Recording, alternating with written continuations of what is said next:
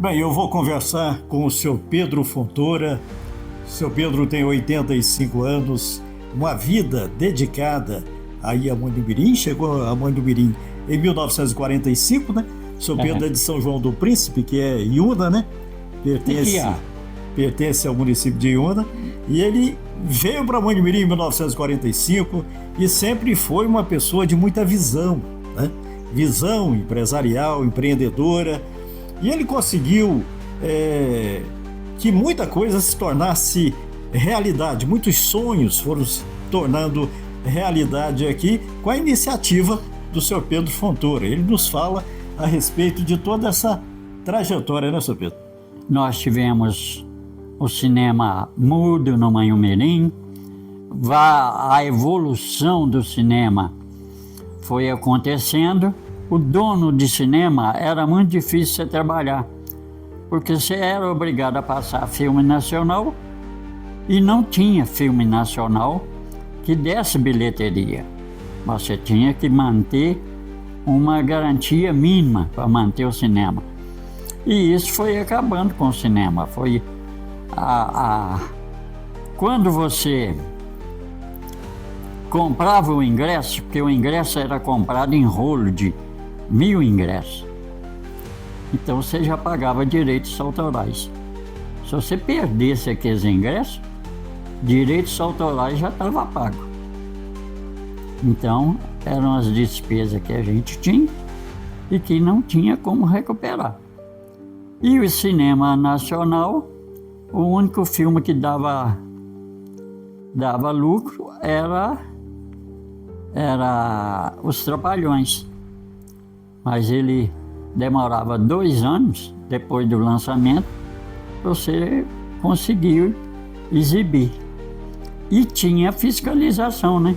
Porque tinha fiscal do Concine, tinha fiscal do dono do filme. Eram três fiscais que apareciam normalmente numa sessão de filme nacional. E isso foi prejudicando o cinema, chegando a um ponto que não dava lucro mais o cinema. O lucro era muito pequeno. Foi até que não teve mais condições de trabalhar com cinema, acabando fechando. Aí eu mais o Carlinhos, meu irmão, nós pensamos em trazer para o Manhumirim uma FM. Aí procuramos várias pessoas, procuramos o prefeito não era muito a favor, na época o prefeito não era muito a favor em rádio, mas nós tivemos a visita no Manhumirim do Antônio Carlos Magalhães, que era ministro das Comunicações. E no encontro com ele, o Carlinhos era chefe do partido, que também era o mesmo partido dele. O Carlinhos fez um pedido a ele de criar um canal de FM para o Manhumirim. Quando ele era para criar o canal, ele pesquisando lá, descobriu que já tinha um canal para o Manhumirim. E aí, na época, aí nós pedimos para fazer a abertura do canal, mas como já tinha o canal, então foi feita a licitação. E nessa época da licitação veio um período político, que foi o período em que o presidente, que na época era o Sarney, ele tinha 4 anos de mandato, aí ele queria ficar 5 anos no governo. Aí ele deu televisão, rádio, para os deputados votar no 5º mandato dele. E nessa, ele deu 2 canais de rádio para o doutor Genésio, que era deputado federal, votar no pedido dele. veio um canal para o Manhumirim e um para Aimorés. O canal do Manhumirim é a 105,7, que era Sistema Ouro Verde de Comunicação. Assim nasceu o Sistema Ouro Verde de Comunicação, a 105,7. A 105,7. Depois de muito tempo, a rádio ia muito bem, porque nós estávamos ganhando dinheiro, eu era o diretor da rádio, e nós tivemos um ano de prosperidade mesmo. Aí o doutor Genésio entra numa campanha política, não foi bem sucedido, procurou a Congregação Sacramentina e ofereceu a rádio, porque o Edir Macedo compraria também. Então a Congregação Sacramentina comprou os direitos da Ouro Verde Comunicação. E aí está aí a 105,7. Pedro, agora antes da 105, o senhor também teve uma história junto à Rádio Manhumirim, né? O senhor conhece o início ali da Rádio Manhumirim, que começou como serviço de alto-falante, né? A Rádio Manhumirim era um serviço de alto-falante, tinham 3 alto-falantes instalados em 3 pontos estratégicos na cidade, e que transmitia noticiários. Então o Repórter S, toda a hora do Repórter S, era transmitido pelo serviço de alto-falante, que era do Zé Porcino. O Zé Porcino conseguiu um canal de rádio para o Manhumirim. Aí ele inaugurou a rádio no dia 28 de junho, acho que de 53, por aí assim. E esse canal de rádio, o Zé Porcino administrou um tempo, e a rádio que já existia, ela tinha, eu lembro de 2 sócios, que era o Caetano Flora, que era um acionista, e o Odilon Barreto. Mas como a rádio só dava prejuízo, porque naquela época a rádio só dava prejuízo, e quem arcava com o prejuízo era o Odilon Barreto. Então o Caetano Flora desistiu da parte dele, e o Odilon Barreto assumiu as dívidas da rádio e tal. Aí teve um período que a rádio foi fechada, aí dali a rádio ficou fechada, desmontada, guardada ali por um período. Aí vem o padre Casimiro para o Manhumirim, falou, não, nós vamos. E tinha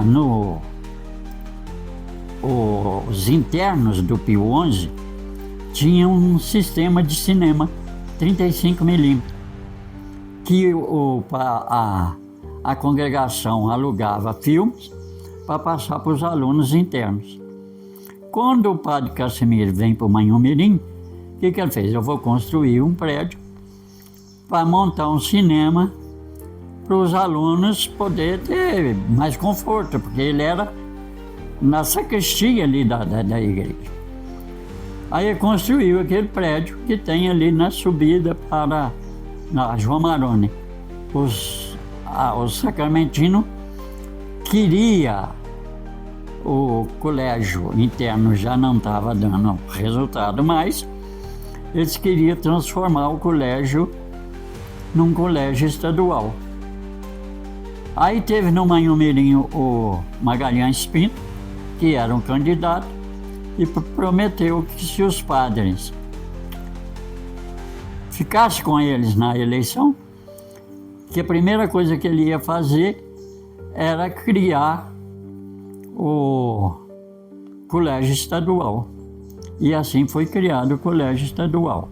Com a criação do colégio estadual, o prédio que foi construído para a rádio, que era para o cinema, deixou de existir o cinema da congregação. ficou o cinema lá do Flora lá. E o Caetano ficou com o cinema, a rádio ficou então fechada. Aí o padre Casimiro construiu o prédio e resolve abrir a rádio. Ou seja, essa reabertura da rádio foi uma iniciativa do padre Casimiro. Do padre Casimiro. Aí ele abriu a rádio, botou ela a funcionar, nele criar aquele prédio, construir aquele prédio, e a rádio ficar guardada, o equipamento, no prédio do antigo cinema. Ele comprou o material que era do auditório da rádio. Então, quando ele montou a rádio lá em cima, ele montou a rádio com o auditório. E aí nós fizemos alguns programas lá. Inclusive tem uma foto, né? Quem? O senhor estava me contando, inclusive tem 2 registros que o senhor se lembra disso, essa foto com o senhor, né? O senhor era presente ali do lado. Era. Eu tenho 2 fotos comigo fazendo um programa e tem uma foto do auditório cheio de gente. Eu não sei onde é que estão essas fotos, mas...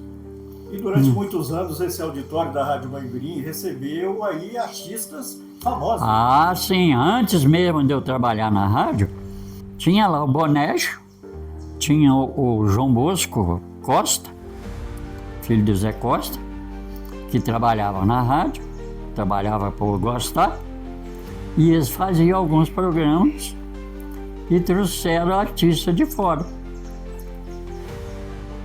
E aí funcionava a rádio ali muito tempo.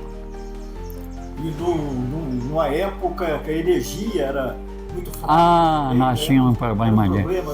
Era um problema. Conta que tinha uma história da manivela, lá no transmissor da rádio. Não, lá essa manivela era para entrar em contato com o cara e ele tomava conta, ficava... enquanto a rádio estivesse no ar, ele tinha que estar lá. Então ele ficava lá até 10 horas da noite, tomando conta da rádio. E era um meio de comunicar com ele. Então, quando tinha qualquer mudança, comunicava com ele. Era um telefone a manivela.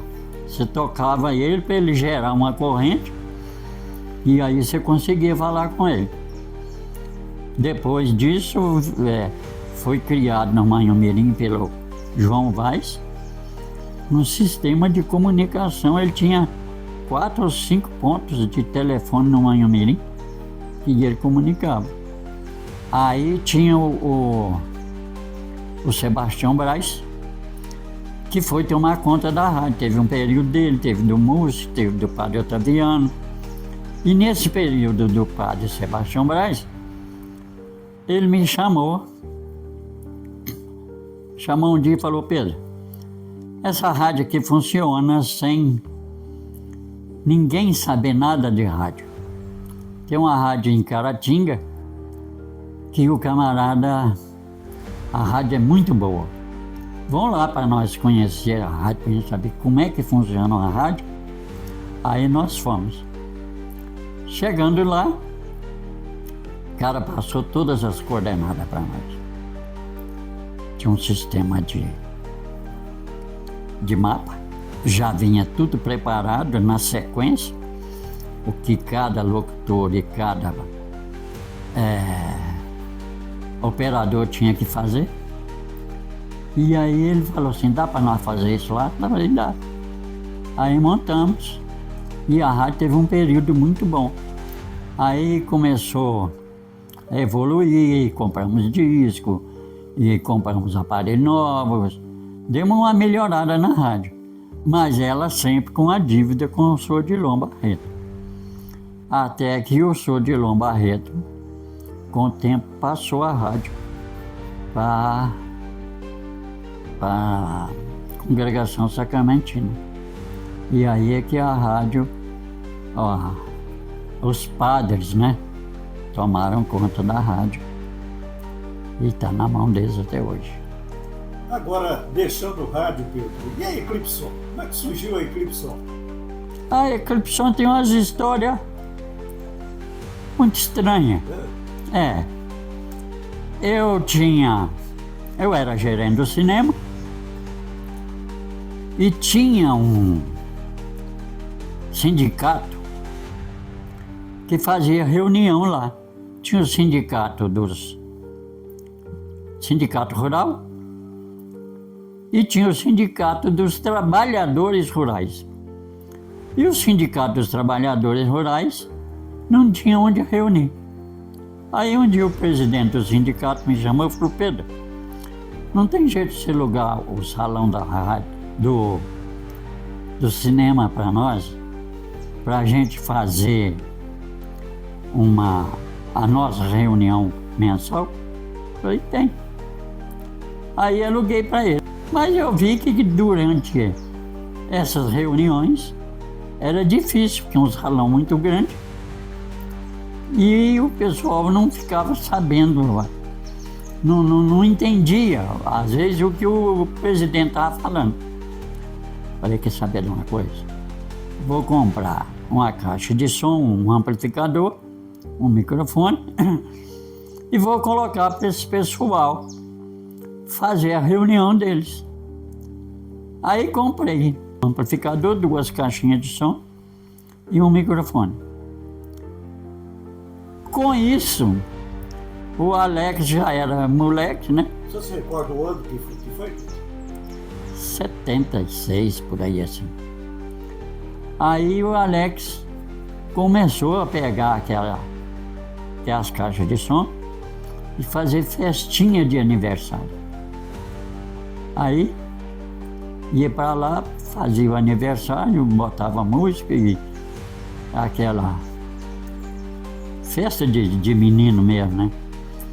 E começou, aí o Alex, muito exigente, começou: pai, compra isso, compra aquilo e tal, e eu fui comprando.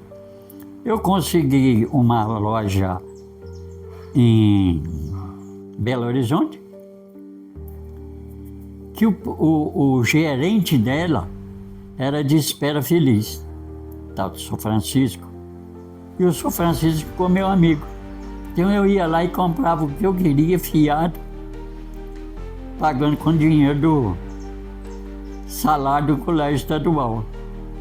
E foi crescendo. Aí compra uma coisa, compra outra. O Alex arranja uma associação, arranjou um sócio, o trem não deu certo. E aí eu falei com ele, falei: olha, da agora para frente, só nós. E aí começou, ele criou o nome de Eclipse, que eu não sei de onde surgiu isso, e começamos a fazer festinha de aniversário. Aí veio campanha política, né, que somzinho pequenininho, mas era o que tinha na época, então não tinha como exigir. Aí nós saímos daqui e fomos fazer um comício lá perto de Durandé. Chegando lá, eu perguntei ao coordenador da campanha o que ia precisar. Não, você leva só um microfone, porque é negócio de querer economizar. Você leva só o microfone, porque é só o discurso dos vereadores e do candidato a prefeito. Tá bom. Aí chega lá, me aparece o Gino para cantar, com um microfone só.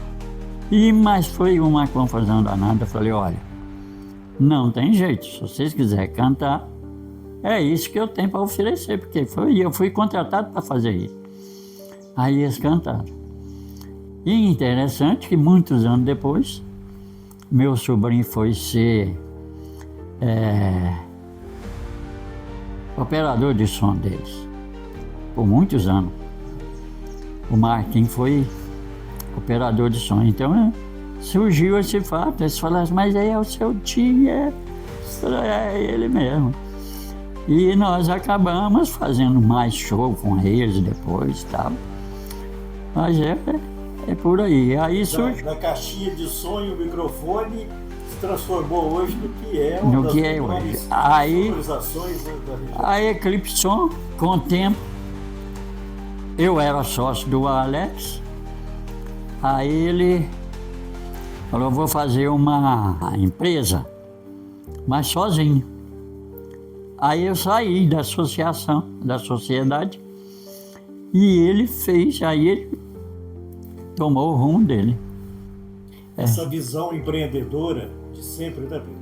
Teve aí também, eu sei que o senhor foi um dos líderes, né? Ali da construção do Manhumirim Center, né, do shopping.